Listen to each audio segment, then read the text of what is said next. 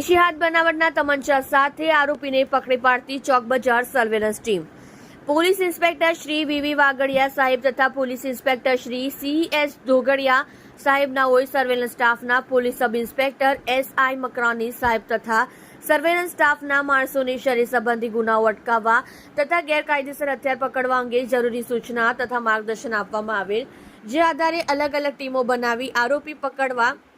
Workout કરતા હતા. જે વર્કઆઉટ આધારે આસિસ્ટન્ટ હેડ કોન્સ્ટેબલ રાહુલભાઈ કમલેશભાઈ તથા આસિસ્ટન્ટ હેડ કોન્સ્ટેબલ સંજયસિંહ કરસનભાઈ તથા પોલીસ કોન્સ્ટેબલ હરેશભાઈ ડાયાભાઈ નાઓએ Chowk Bazaar police station part B ગુના નંબર 2024 ધ આર્મ્સ એક્ટ કલમ 25(1)(b) તથા જીપી એક્ટ કલમ 135 મુજબના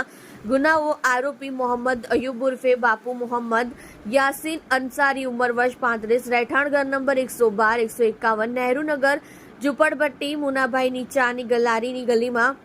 મક્કા મસ્જિદની સામે ફુલવાડી ભરીમાતા રોડ સુરત મૂળ રહેઠાણ લલ્લપુરા મોહલ્લો